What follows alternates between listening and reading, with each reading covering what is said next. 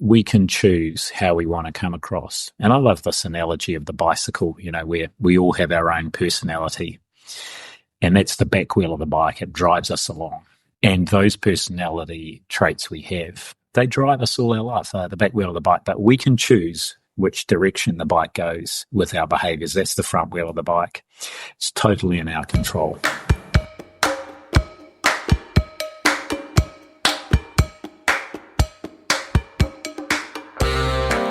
I want you to imagine this. You're a public figure. You're in the media daily. Your name and face is known by millions of people, and those people are living through a time of massive uncertainty and heightened tension. And they're looking to you for solid leadership.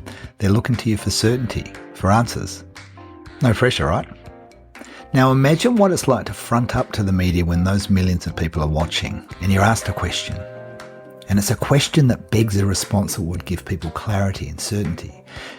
And you think on it for a bit and then you respond with, I don't know. Can you imagine that? So here's the thing. In my work, I notice leaders at all levels who feel the pressure to be decisive, to show that they know and to show the way. They're responding to an expectation that leaders have answers. But we know that in a complex and messy world, the answers we have might not be the most useful ones. So what to do? In today's episode, we're exploring how to go beyond leading as knowing and how to shift towards leading as being. We're looking at the power of listening, of curiosity, and how we can still make good decisions, even if we don't have all the answers. It provides us with an alternate way of thinking about what it means to lead from whatever chair you're in. Hi, I'm Digby Scott, and this is Dig Deeper, a podcast where I have conversations with depth that will change the way you lead. My guest today is Sir Ashley Bloomfield. If you live in New Zealand, Ashley needs no introduction. He's pretty much a household name. He's had songs written about him. He's inspired all sorts of merch with his face on them, from earrings to hand towels to pies. During the COVID years, the media reported that if he was toilet paper, we would have panic bought him. If you don't live in New Zealand, you might ask, well, what makes the world respond to a man in such a way? Well, he served as Director General of Health between 2018 and 2022, which, as you'll likely remember, included what we now call the COVID years. He became famous for his daily 1 p.m. televised media appearances, usually alongside the Prime Minister, pretty much every day from when COVID became a thing for a couple of years. He brought a calm and measured and common sense approach to those briefings at a time when the world was in a frenzy. He was our rock in the storm, and he became a Sir in 2022 for his services to public health. I got to know Ashley when I worked with him and his executive team at the Ministry of Health through those COVID years as their team coach. Back then, we got to dig deep as a team on how to lead in uncharted, high-pressure territory. So I thought, well, why not dig deep with him on my podcast? And here we are. Ashley, welcome to the show. Kia ora, Digby. It's nice to be with you again. Yeah, we tend to catch up in all sorts of interesting places. And it feels like an extension of a conversation we had a week ago when we were thinking, what are we going to talk about? And we didn't let too much fizz out of the bottle, but there's plenty of territory I want to cover. And the place I want to start is when you hear the word or the words Ted Lasso, what comes up? Oh, thanks for that, Digby. Yeah, so interestingly, it was one of my members of the executive leadership team at the ministry who, when I was there as DG, who we were talking one day and she said to me, it's all in Ted Lasso. This was the first time I'd heard of this thing, and I have to say it was a time in my career when I didn't have a lot of time to be watching things on TV, Netflix or whatever it was. She said, you've got to watch it. So I did start watching it, and I watched the first two series. Actually, I have to confess, I only got halfway through the third series. I thought it was just getting a little bit too syrupy for me. But the thing that really resonated for me around Ted, and I'm saying this as a lifelong, deeply committed optimist, was just it's totally there. It's in the attitude and the way he treats people is in that constant optimism, hopeful, positive way, that positivity, and yet it's really clear he's also struggling himself. He's fighting his own demons. And, you talked about the 1 o'clock stand-ups, and people remember and fed back to me and still feed back to me the importance of the fact I came across as calm and reassuring. Well, it was a daily struggle because I felt anything but. I wasn't fighting the sort of demons maybe that Ted was. However, our exterior, kind of what we're showing on the outside, is often different from what's happening on the inside. And part of leadership, of course, is not trying to hide it too much, being authentic, but also that classic thing about leading self. In time and place, there may be many things you can't control, but you can always control how you want to come across. So I took a lot out of both the opportunity to sit down and relax and watch Ted Lasso, but also just, watching him at play. And of course it's a TV series, and of course it's all somewhat contrived, but there was a good message in there too. It sounds like it was a tonic and an inspiration at the same time. Yeah, absolutely. Yeah. And isn't there's something actually about that, you being able to have that, what would you call it, a pressure release valve in something like that, right? And I suspect there was a bunch more, but that one particular wasn't just a binge watch. There was something by the sounds of it that was reminding you of who you wanted to be. What does that say about the qualities? Maybe you've already answered the question. What does it say about the qualities you aspired, not maybe just for yourself, but for all of us during that time? Yeah, well, the thing about Ted is he tries to be the best person he can in his interactions with other people. And, this is the whole thing about, and I also, the other aspect of I love about it is, and I can tell you, put this on the table up front, I am not a soccer/football fan. I've been to one Phoenix game in my life. I've been to one Liverpool game, which was fantastic. But, it's just not a sport I watch. I cannot get excited about it. But the point here was not about the football, even though one of the characters famously had this lovely line, football is life. The point was about the team thing. And, leadership is a team sport. That's the first thing. And the other thing about Ted was just the way he interacted with and behaved towards people, emphasized for me, and I use this a lot when I'm talking about leadership, is that old adage, people don't remember what you said or did, they remember how you made them feel. And that is something, that I constantly strive for, and not just in the work context, but I guess it's in your family, it's in your relationships with your family and friends, and how you come across in your community and your interactions with people. And for me, those are strangers that come up to me pretty much every day still. So it's that, we can choose how we want to come across. And I love this analogy of the bicycle, where we all have our own personality, and that's the back wheel of the bike. It drives us along. And for those of us who have got or have been around young, even very young children, you can see from just their first few days, you see their personalities start to come through.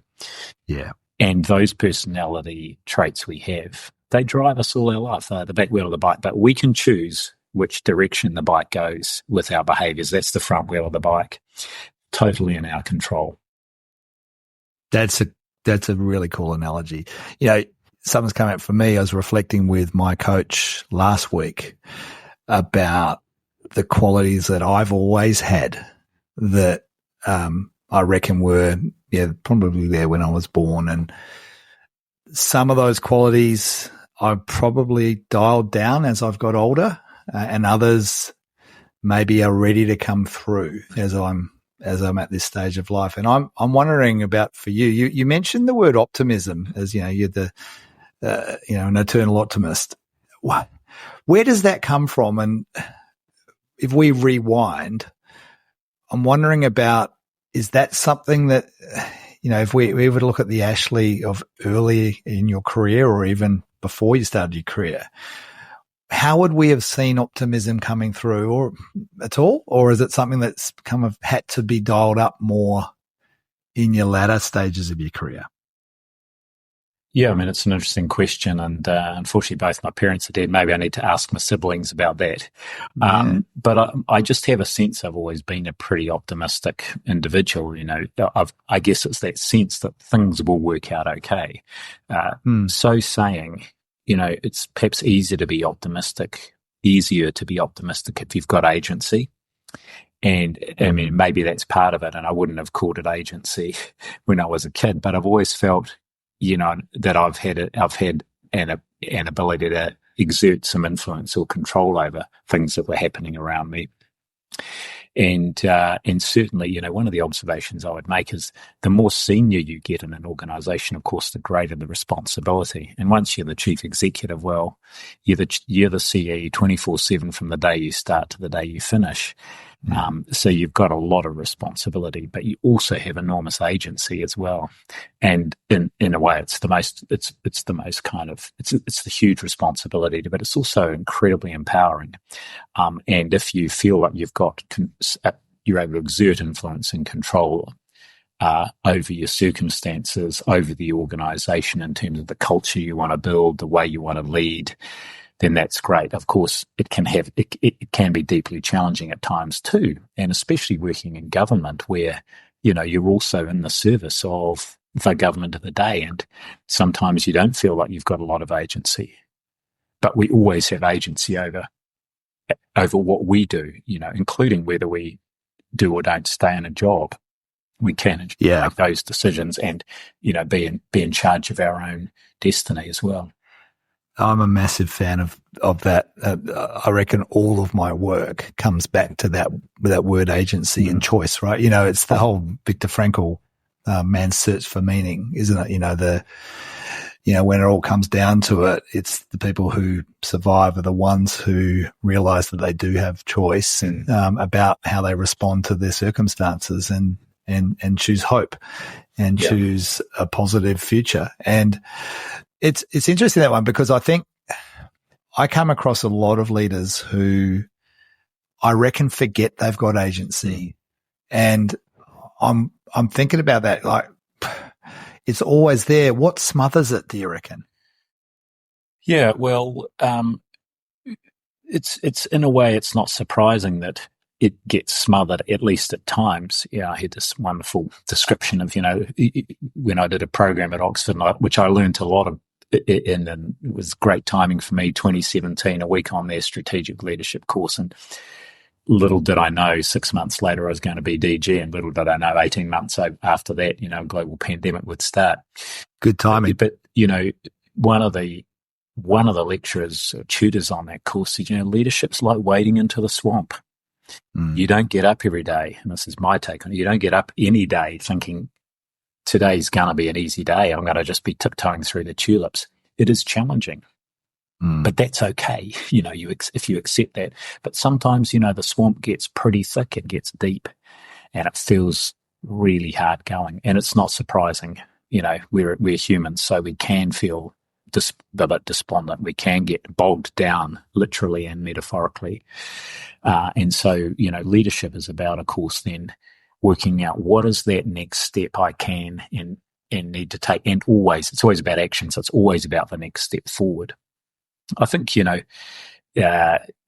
other thing we often forget, of course, is, and this was a realization for me at my porphyry when I started at the Ministry of Health, I felt this weight of responsibility. Gosh, I'm stepping into this huge role. Even without a pandemic, it's a big responsibility to be a public sector chief executive, to be the Director General of Health. But at the same time, as I listened to the kōrero in the room, as I observed the people who were there, I realized people want me to succeed.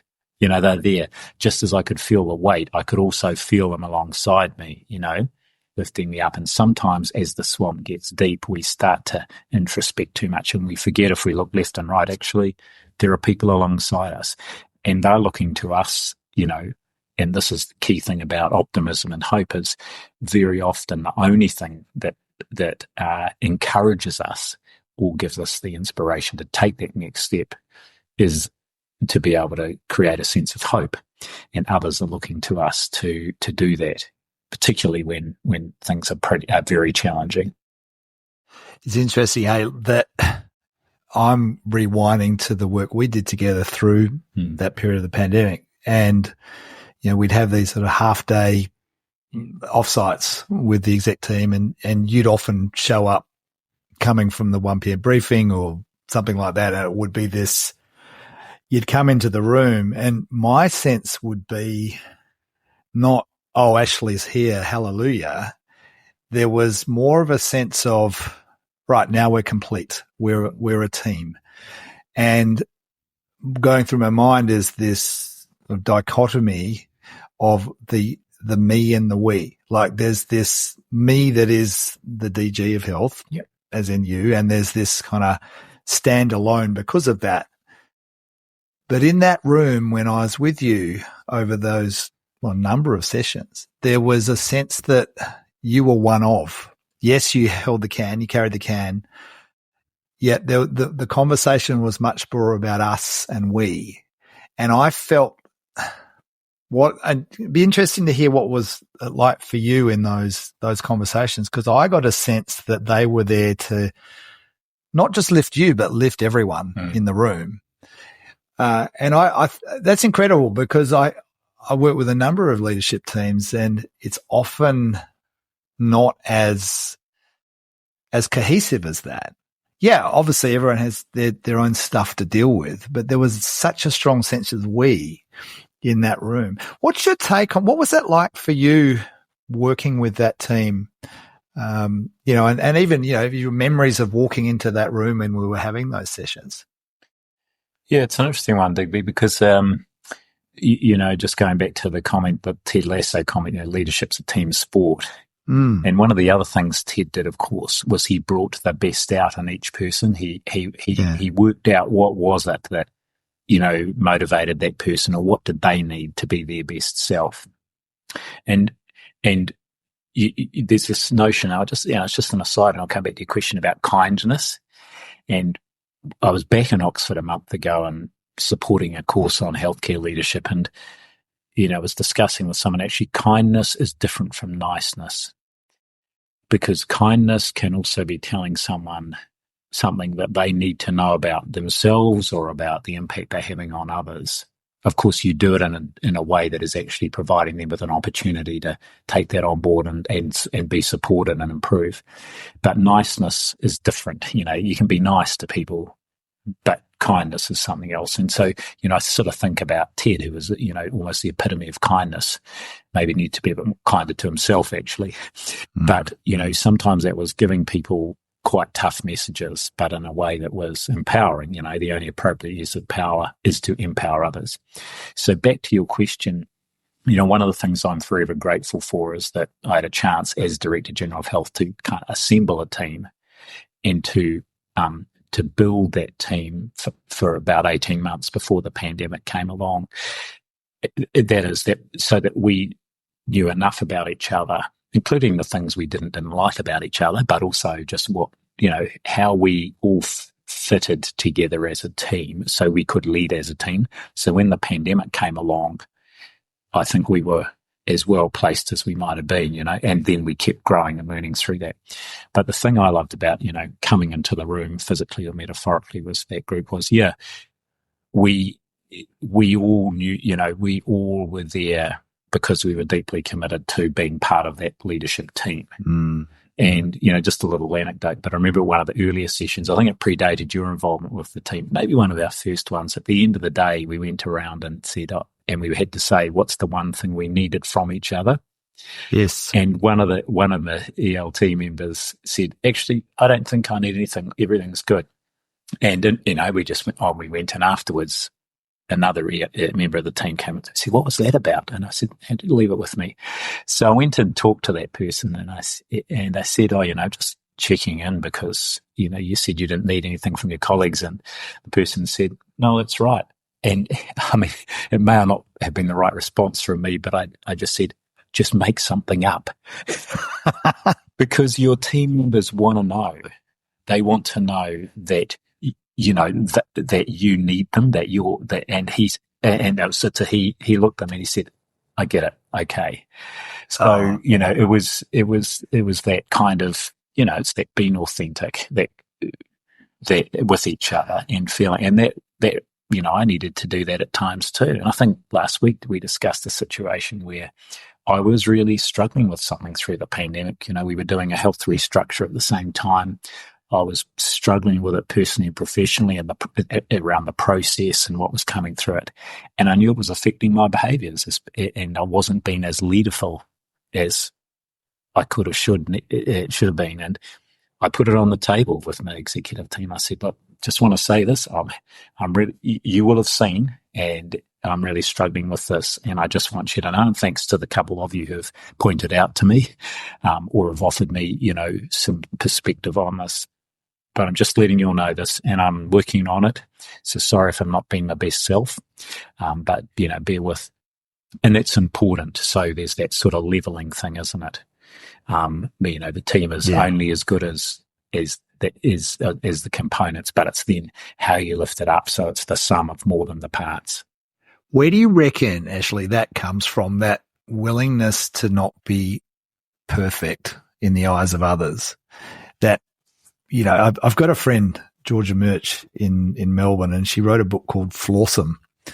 That we're awesome, but we're flawed, right? And there's something about accepting that I love. And I'm hearing that in what you're saying, right? Where does that come from? Like, what shaped that choice to be that way, do you reckon? Well, I would say it's something that's evolved through my leadership career. That I think I talk about leadership now as a lifelong journey in self-awareness. Mm-hmm. So the more self-aware you are about, what your strengths are, what your areas are that you don't really prefer, the things you don't like doing, how you impact on different people, how you react in different situations, then of course you become absolutely, the best leaders are those people who are incredibly self-aware, that, it's got various names, emotional intelligence and so on, but they're really aware of the impact, how they're presenting in different contexts and to different people. And, that deliberate choice about that, and being agile, because sometimes you need to display different leadership styles, different leadership behaviors. But that authenticity is something that's really, sort of, I guess, evolved for me as a really important feature of who I am and who I am as a leader. And I joke about, we've talked a little bit about humility as an important, for me, that's a really important leadership quality and value. And we might come onto that a bit more, but there's nothing like having your performance review at 1:00 every day to actually teach you the importance of humility. You've got to be grounded, and just that realization, which I had to do, and I talk about it, is actually people don't expect you to have all the answers as a leader, and they're quite relieved when you say, I don't know. And especially if you follow that up with, well, what do you think? Absolutely. Yeah. I reckon that's the bit. I've heard you say leadership is the invitation to collective action, right? And I reckon through that, I don't know. Let's work it out together. Yeah. There's the invitation, right? The collective action. Totally. What do you think? I remember working with a GM at a different government department, and they were rolling out a whole new system. It was a global system, and we were traveling around the world doing this work. And we were in London, and we were facilitating like a change leadership sort of workshop, and all of these leaders in the room were peppering her with questions about, what's this going to do for my staff numbers? And, how's this going to work in terms of workflow? And she was just getting hammered. And she just said, put her hand up. She said, you know what?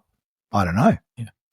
That's up to us to work out together. And you could have heard a pin drop in the room. And then, as you've kind of alluded to, there was a complete shift in energy, and it became a collective effort rather than almost like a tennis match of one having the answers and putting them back across the net. There was this real powerful shift. I'll never forget it, just through those 3 words. I don't know. And it's just, I want to ask you a question. If you had to decide as a senior leader, would you, and you were faced with a moment of uncertainty, would you rather say, I don't know, and not come up with a decisive answer, so you're kind of saying, I don't know, if that was likely to lead to a better outcome? Or would you rather say, here's the answer, even though you knew it would probably lead to a worse outcome? Yeah. Now, I think we know the answer to that question, right? Yeah, there's a range of responses you can give, and two lessons for me from the COVID experience, and again, that's sort of all that COVID was a kind of amplified, compressed, sort of daily, good way to put it, kind of challenge. So there were two things. One was, that I don't know doesn't undermine trust. In fact, it can build trust because it's been because what underpins trustworthiness: honesty, reliability, and competence. And I hadn't seen that until I read something earlier this year. But if I reflect back on COVID, I guess that's what I was trying to project every day: honesty, reliability, turning up at 1:00 every day, even though some days it was pretty hard to get out of the rack, I'd have to say, and just because of the relentlessness and the stress. And then number 3, that competence. So doing the prep, I'd spend 2 to 3 hours prepping every day. So that was an important lesson.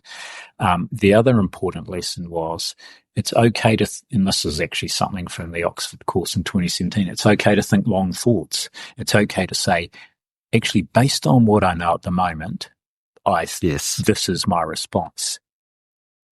And I'm going to go and see if we've got any further information on that. So it's okay to say, and it's okay to change your mind. That's the other thing. Now, sometimes you'll get a roasting for that, but only yesterday you were saying this and now you're saying that. This happened through COVID around our advice around masks. But actually, it's okay to say we knew that was based on what we knew. We've got some new information, and therefore, and again, this is a sort of a characteristic, I think, of the humble leader, is being able to front up there and give a good justification. And people are pretty discerning, actually. They will say, okay, we get it. Yeah, we're a bit grumpy because, and the media will certainly, ask plenty of questions. But it's okay to, as I say, to think long thoughts and to change your mind if you get better information. I love that. Yeah. It's okay to think wrong thoughts. I really like that. Yeah, the answer to that question I just asked you earlier on, but would you rather be decisive or not? Yeah. There was a bunch of research that I came across a few months ago, and I'll try and find the source and put it in the notes, that when posed with that question, 90% of senior leaders would rather appear to be decisive, even if it led to a worse outcome. And I'm wondering, what is the story that's going on in that 90%? What are they telling themselves? And what are the pressures? What's the environment they're in that is having them go that way rather than the advice you've just provided? Yeah, it's an interesting one, isn't it, Digby? Because let's be clear, making decisions is an absolute fundamental of leadership. You've got to do it. Is a decision. Yeah. But there's maybe people are not distinguishing between decision making and decisiveness. Decisiveness does not mean making a decision immediately. It means making the best decision based on what you know. Indecisiveness, in my mind, is characterized by actually not being able to explain your decisions very well and not being able to say, my decision is this, I have listened. That's a really important thing. I have listened, I have sought advice, I have checked this information, and therefore this is what the decision at this point, and being able to say, look, if you think there's something we've missed here, come and tell me, or this may change if we get better information. Of course, through COVID, there was no particular plan. So we were, as the Public Service Commissioner at the time, Peter Hughes, would say, we were learning it forward. Actually, leadership is always learning it forward. We're always improvising. Improvisation is a key leadership behavior. Absolutely. The thing about making a decision immediately or being what is apparently decisive is it can take options off the table. It can actually undermine our ability to improvise. And it's okay to improvise. And that's different from making stuff up. Improvisation to me is responding to what's happening around you in a really agile way. Yeah. which of course requires listening. So actors who improvise really well are the ones who listen really well and observe really well, and then are able to sort of respond to what they're hearing and seeing really, what appears to be an uncannily quick way. But actually, it's the quality of the listening and the kind of observation that it puts them in that position. Yeah, there's something about you're in flow, right? Yeah. You're part of your environment and you're responding to your environment and you're acting on your environment. And that listening for is what's the environment telling me now? Where do we go next? And I think this is about a learning mindset, having curiosity rather than knowing here's the way forward, here's what the Gantt chart says, because, all of that stuff. It's Adam Grant would call it think like a scientist, right? It's the have the experimentalist mindset, which again, it's not making stuff up recklessly. It's responding in a curious way, right? It's let's try this and see what happens as a result of that, giving it our best thought, our best research, all the data we have available. We reckon we're going to try this, but we're not really 100% sure. Yeah. We're going to see what happens, right?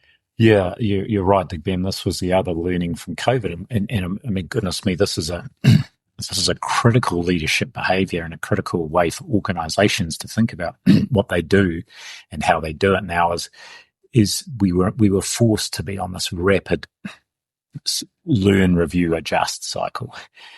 Review, learn, adjust. And sometimes that cycle was less than 24 hours, because there might be a really important new piece of information. So, classic example, we might give the 1 o'clock stand up. Everything's good. Everything's going fine. 4 o'clock that afternoon, we get notified of a case. This is when we're in alert level 1, say. And then suddenly, it's, everything goes from 0 to 100 miles an hour. And by 7 o'clock that night, we've had to make a decision about putting the country into a lockdown again, or, give advice on that. So that agility is really important. And, decision making is not a kind of a one-off process.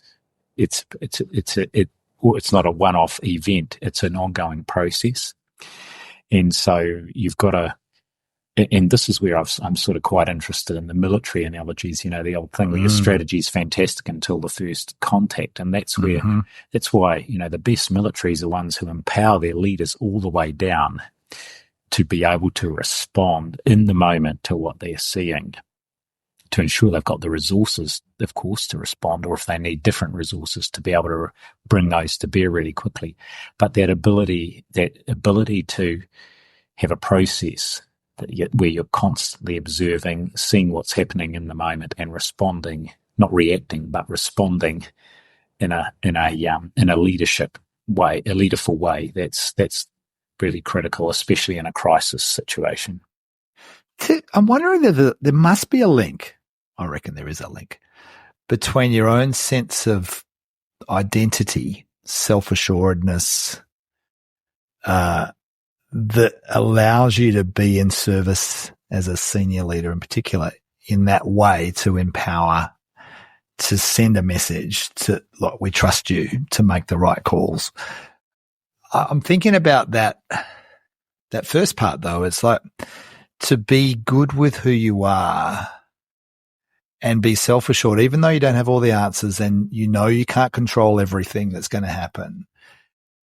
How have you developed? Because I get that sense in you. You know who you are. Right? What has helped you get to that point? Do you think that kind of inner compass is strong and clear and grounded? Yeah, well, I've always, maybe it's a lot about your upbringing too, isn't it? Or it is for me about, the things that shaped my values and shaped, the expectations my parents had and maybe my schooling had on values and behaviors. And then, and then a leadership career. And I've been, I guess, in formal leadership roles in the workplace since even maybe the very late 90s, early 2000s. Prior to that, as we chatted about last week, I even, I did my territorial force training as an infantry officer, and I loved that. That was really impactful for me. Tell us about that. Yeah. What in what way? What happened? Yeah. So, yeah, just to go to that, the territorial force training was really interesting because I was still at university, and I'd actually taken a year off university, which was medical school, 6 years. After 3, I thought I just need a break, and I had a great year. I turned 21. I learned a lot about myself. Travel's a great eye opener, and meeting people, and especially traveling by myself. You really have to become resourceful. And then I decided, partly influenced perhaps by my father, who had been a territorial force infantry officer through his career, and I really admired the fact he was able to juggle a career and do that. But I thought I also, I guess, was looking for the challenge, and the commissioning course, 7 or 8 weeks at commissioning as an officer is very tough. I mean, they're putting you to the test in a very short period of time. We started with 42 people. We ended 21 graduated at the end. So it's a pretty high attrition rate. And I found through that, and I actually really embraced that challenge. I love the physical, the emotional, the mental challenge of, the turning the screws and just having to dig deep, and almost that kind of the more they turned the screws, I felt the more the more I was thinking, I'm up for that. That is cool. Yeah, and so I guess it's that, it's one of the things in my life where you realise just how deep your reserves can be, and what you need to do yourself personally to be able to dig into those reserves.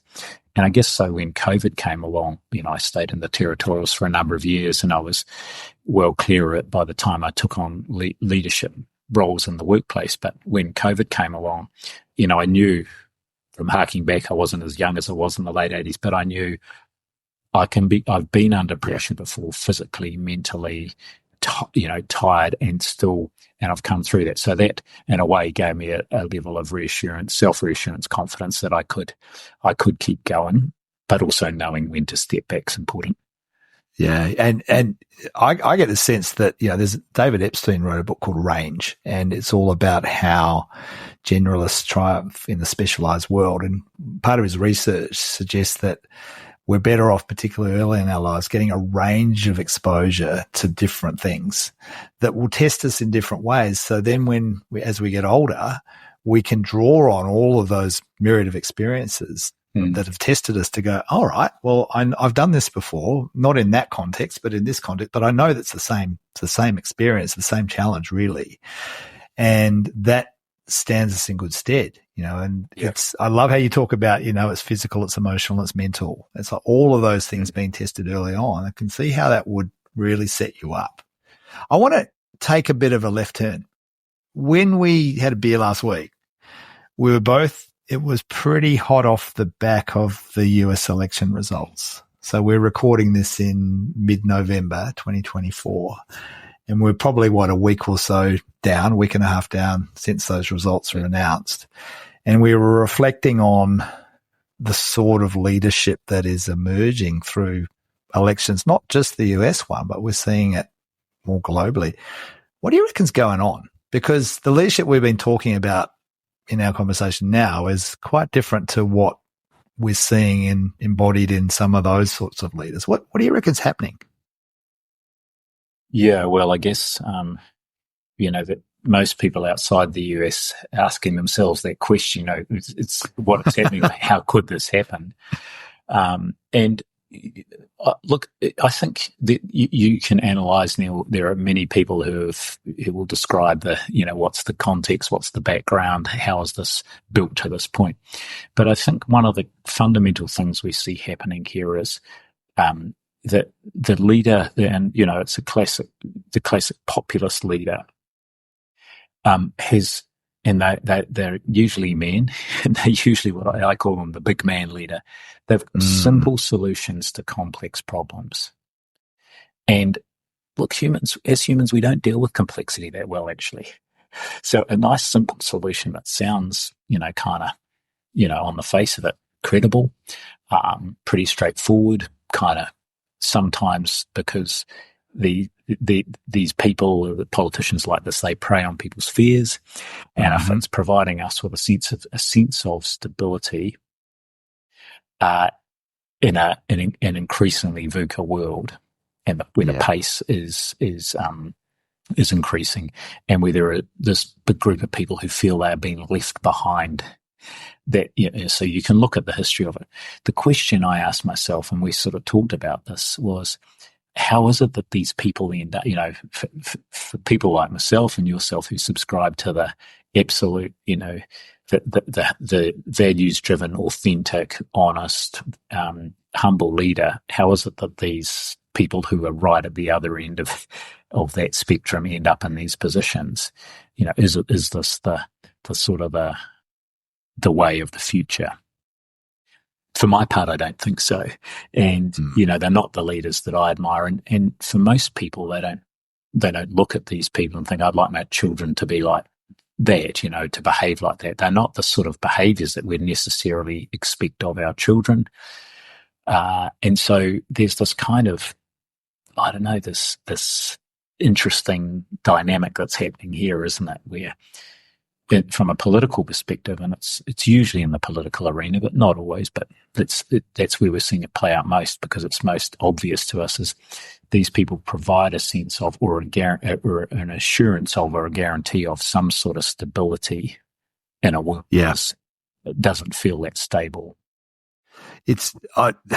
My brain's sparking, and I'm coming back to the word you used earlier, which is agency. And if we don't have a sense of agency, and I suspect in a world where we have growing income inequality, that for many, many, many people, the sense of agency is pretty small.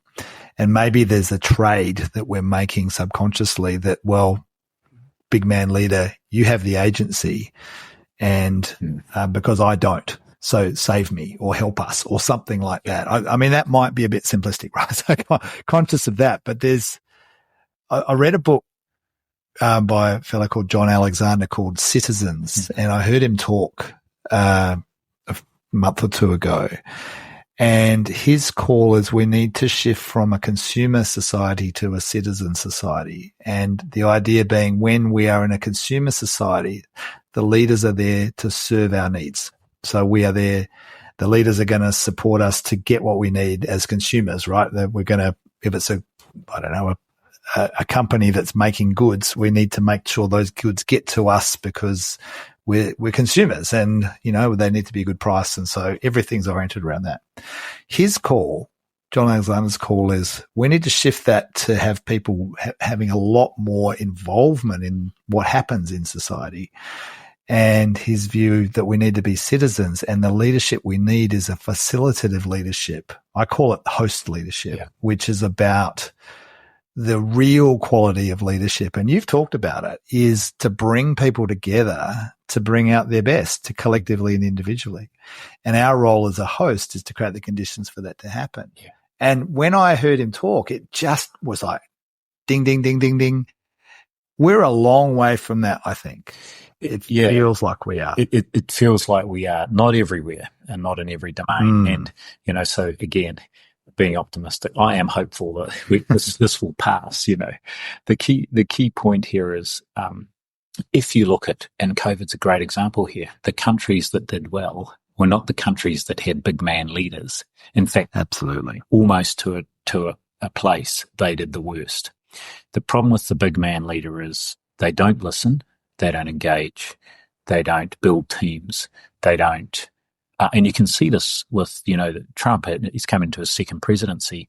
Virtually every person who worked closely with him in his last presidency has come out publicly and said how unsuitable he is to be the president. So, and you can remember the rapid turnover of people in these roles close to him, because, and I have no doubt that the same thing will happen this time, because, there's not a dynamic that is looking to create a high-performing team. It'll be a dog-eat-dog type environment. The people you need in crisis situations, or in the VUCA world we've got now, are the leaders who do listen, who do engage, the host leader. And so I have great confidence that still is the way to go. And two people I've been quite inspired by over the last year or so. One is Baroness Cathy Ashton from the UK, and she's written a book called And Then What?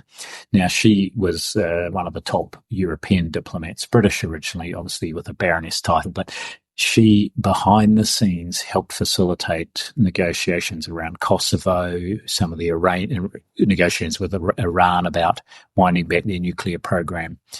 And this line, "And then what?" was one that she would often put to people when they were saying, well, this, and this, and then she'd say, well, and then what? Behind the scenes, quiet, absolutely impactful leadership. No one would know who she is. It's a great read. I heard she was on a podcast, rival podcast, but different country. Digby, Leading, which is Alice. Leading, right? One of my favourites. Yeah, Rest is Politics Leading. Yeah, brilliant. Yes. Till this morning on the plane coming down from Auckland, George Mitchell, former US Senator, 92. He facilitated the Good Friday negotiations, and nominated by Bill Clinton and Tony Blair. And, he made a lovely comment. He said, the best compliment I got was from one of the leaders of one of the, the many groups that were part of that negotiation. He said, George listened us to an agreement. And that was his big thing, actually. And so you look, for those of us who are old enough to know a bit about the troubles in Northern Ireland, and for many years thought that was intractable and there was no hope of peace there. And yet 25 years ago, the Good Friday Accords were signed. George Mitchell was someone who played a key role, totally behind the scenes. But I just love that notion of actually who is the effective leader who facilitated an amazing agreement there. It was the leader who listened. That was a superpower. That is so cool. Ireland, I reckon there's something going on there. The Citizens Assembly stuff that's happened there more recently, that's an example of, John Alexander's Citizens. He references that. He also actually references was Taiwan during COVID, right? They were one of the most effective countries. Totally. And it was the opposite of Big Man. Totally. So yeah.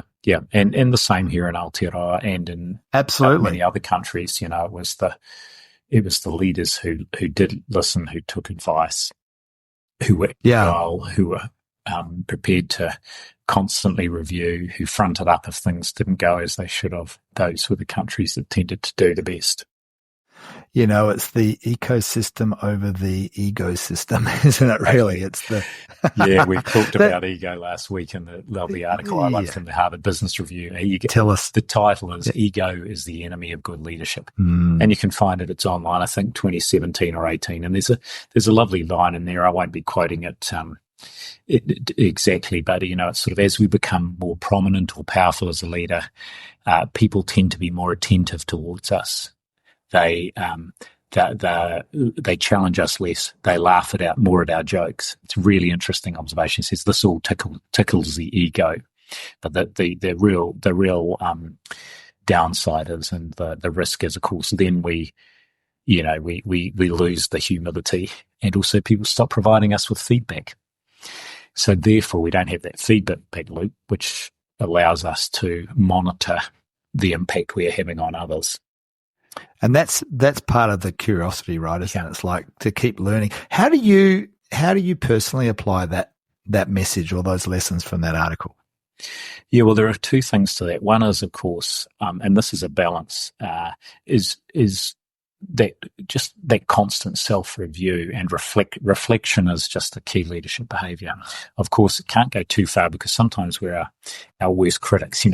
We spend so much time trying to second guess ourselves. I know that. So I, for example, have never gone back and looked at any of those I never did go back and look at any of my TV performances. Actually, the team would tell me if I could have, should have done something different in a nice, gentle way. So any of those sort of Not even the spread your legs one, just for a bit of a laugh. There were well, that wasn't you. That was that was but I think my eyebrow raise was just that's enough. The thing that went viral from that as much as yeah. So there's that self-reflection. But also, of course, and we talked about this, how do you lock in feedback mechanisms? And this can be really hard when you're in a chief executive type role. You need, a coach is a really good thing.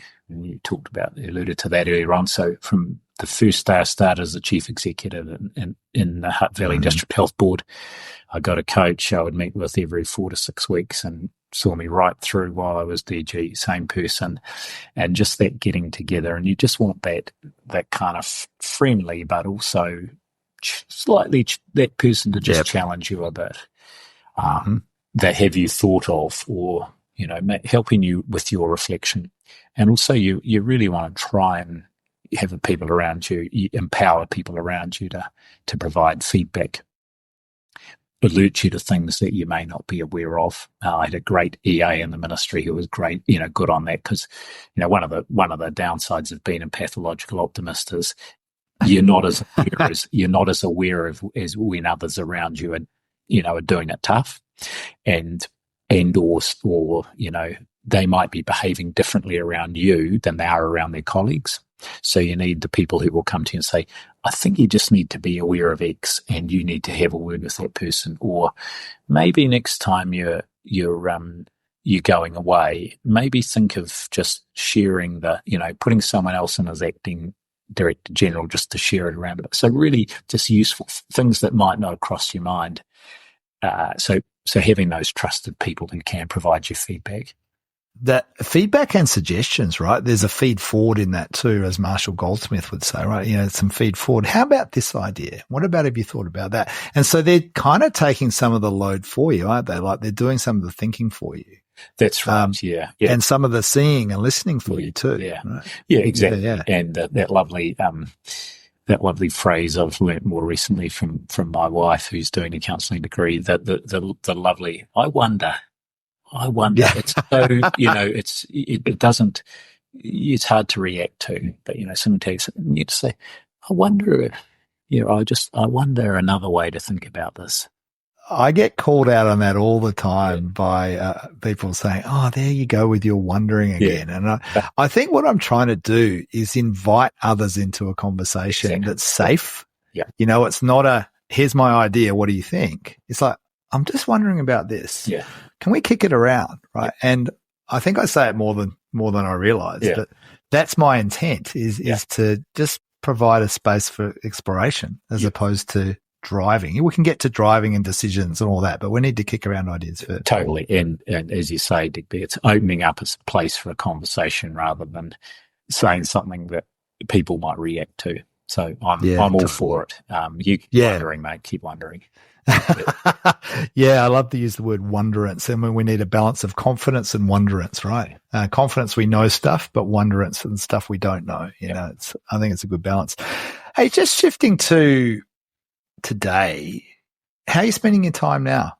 For people who might not know, how are you spending your time? Well, in the time since I finished as DG in mid-2022, I took some time off, which was very important. And there was just resetting, kind of reconnecting with my wife a little bit, just decompressing, which was fantastic. I had a role at the University of Auckland. They offered me a role there, and I've been doing that for about the last 2 years, and that's been interesting. I mean, it was a whole new environment for me. It was a new system. I know the health system really well. I know the public service really well. I know the political economy. I know the players, the stakeholders. I've got the relationships. I know how decisions are made. I know if you press the balloon here, what will happen over here. I had, going to the university, none of that, and it was all new. So it was this feeling of just feeling a little bit out of my depth, a bit of imposter syndrome. I'm a professor without a PhD. So that, and some of, as you mentioned earlier on, some of what we do is transferable into new settings.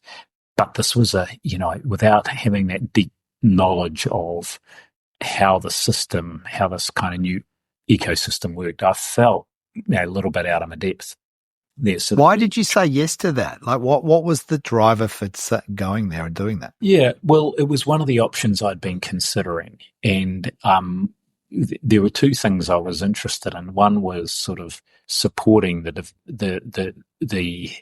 next generation of health leaders, and I thought the university had a role to play there. And certainly, say at Auckland, there's a Masters in Health Leadership.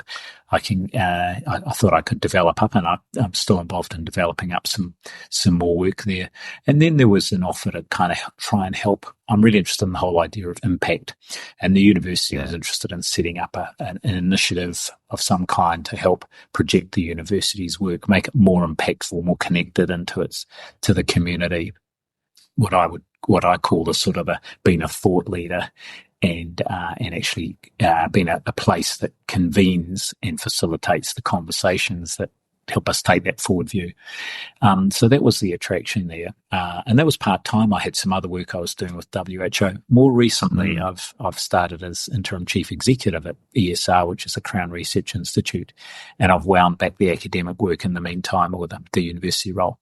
And I mean, here's the interesting thing, Digby, and we talked about this last week, about suddenly I realized this is my swim lane. I actually love being in an organization that's delivering stuff, surrounded by people, smart people. Of course, there's plenty of those at the university, but just where the shape and the organizational rhythm is much more, I guess, one I'm comfortable with, but also that opportunity, seeing the opportunities for collective leadership and being able to work with people to create a culture that then can really lift that organisation at a time when there's a lot of disruption happening in the research system, science and research system, and of course in the public service as well. There's a couple of reflections on what you just shared. Is one, you came out of a huge heat experience with the ministry, and those few years. You took a little bit of time off and you threw yourself back into an uncomfortable situation with the university. And I got a sense it was conviction over comfort that drove you there. It's like, this matters. And so the conviction sort of overcame any sense of discomfort.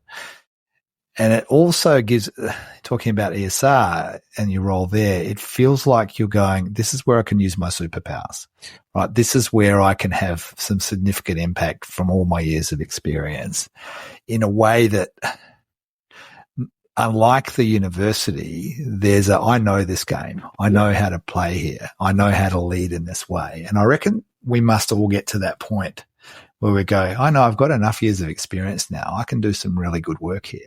Yeah. And I get the sense as you've been sharing that's where you're at. Yeah. It's about, it's not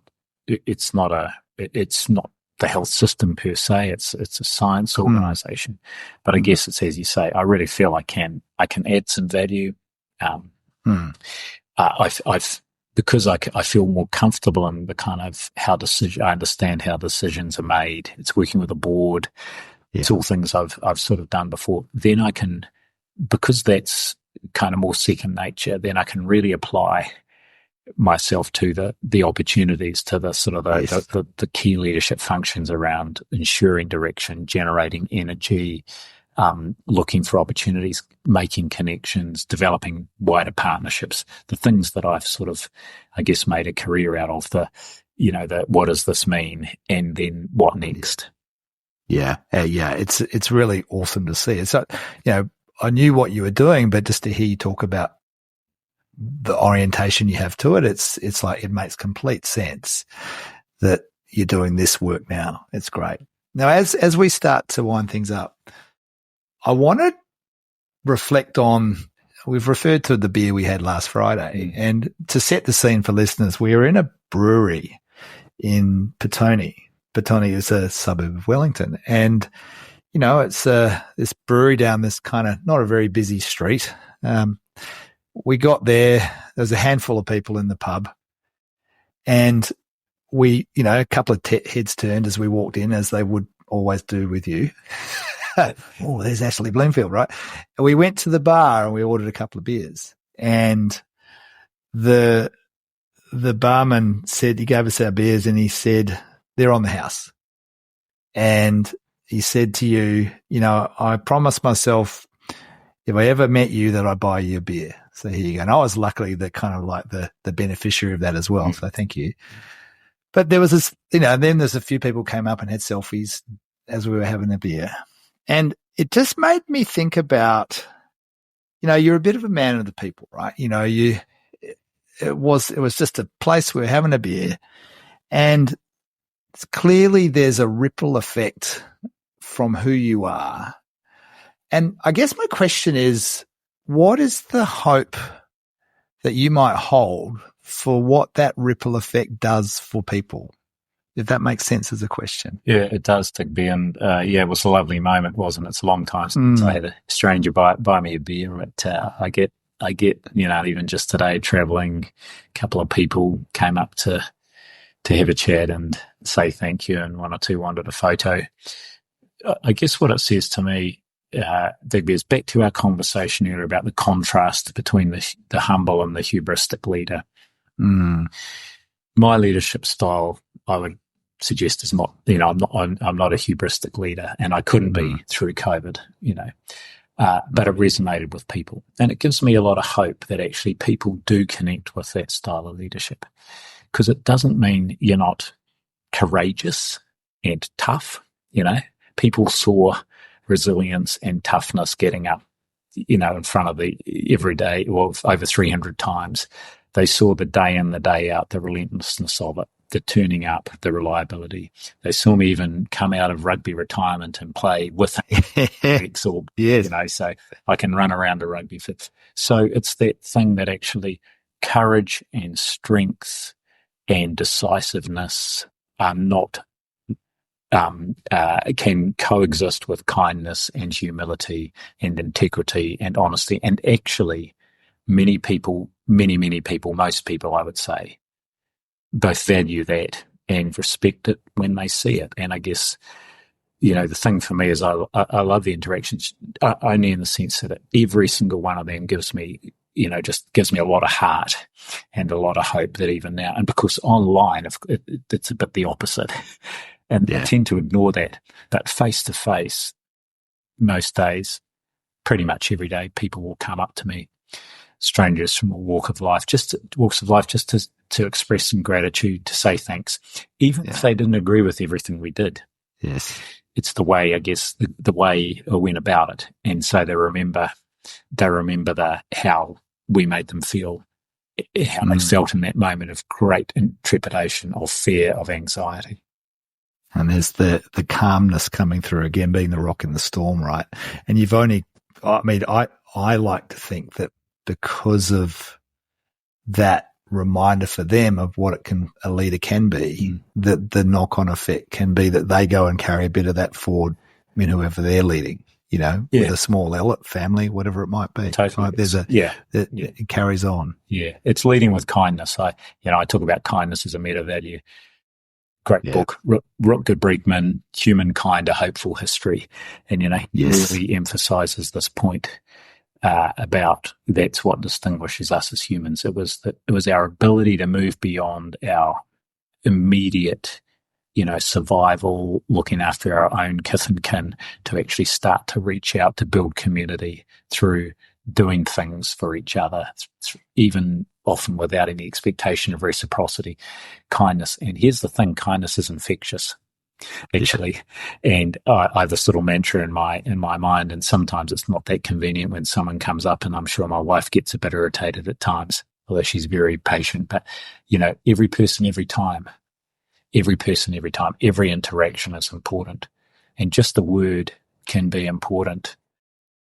You know, just it may be the most important interaction that person has that day, that week, that year, and sometimes even in their lifetime. That's beautiful. I have a similar saying, you cannot not impact. And it's, you know, you will always have an impact, whether you know it or not, whether you like it or not. And certainly my interactions with you every time has been the same way. I remember the first time we met was at a People Leader Forum. where I think all of the people leaders from the ministry were there. You were in the front table and you were smiling the whole way through. We were on Marae. You might remember that time at Pipitea. And I remember your energy giving me a damn good listening to, I felt. Yeah. You came across as very present and very engaged and smiling. I remember your smile. And that I suspect you weren't thinking every person every time. It just was who you are. There was this, I'm engaged, I'm curious, I'm interested, I'm listening. Yeah.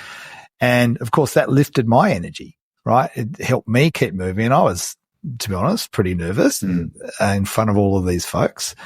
And your way of being in the room, you were one of a couple hundred people. It made a big difference. Yeah. Yeah. So thank you. Yeah, thanks, mate. That's nice. Appreciate the feedback on that. And yeah, that's right. Everything we do, especially as a leader, is being watched and it's impactful. Mm-hmm.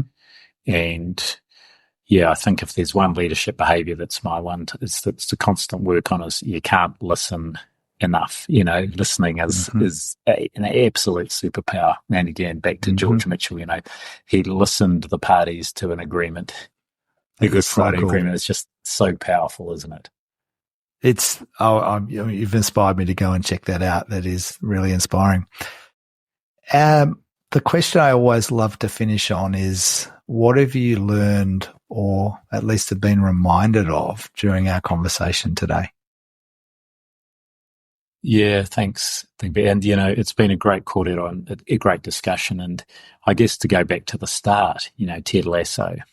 And the thing that, yes, he resonated for me because of his positivity and his optimism. But, here's the thing he was doing. He was attentive to each and every person and doing what he was working out what each person needed to be their best self. And in doing so, of course, then that's part of your own self-awareness. What do I need to do to be my best self? So it's kind of a reminder. Ted Lasso is a reminder that our job as leaders is to, of course, be our best self and to be constantly learning, that ongoing lifelong journey in self-awareness, but also, it's about action. It's about collective action. It's about getting stuff done. And the best way to do that, the best way to kind of fulfill that team effort that is leadership is to get the best out of everybody. So, taking the time to understand people and what it is they need to be their best self, and in being their best self, they will be the best leader they can be. And the knock-on effect continues. Yeah. Beautiful. Thank you. What a brilliant conversation. It's, it's a Friday afternoon. I'm feeling lifted going into the weekend. Good, man. Yeah. Me too. Thanks, mate. Fabulous. It's been brilliant. Thanks, Ashley. See you soon. Kia ora. Hey, just a few reflections before I sign off. I reckon this conversation's a great reminder of what it means, not just to be a leader, but what it means to be a good human. So, for example, the idea of kindness versus niceness, that kindness is actually the thing that we need to show, not just niceness, because to my mind, we don't grow when it's just about being nice, but we can grow and learn and improve when people are kind. And kindness doesn't just have to be all nicey-nicey. There's a lot of value in being kind with maybe some tough news.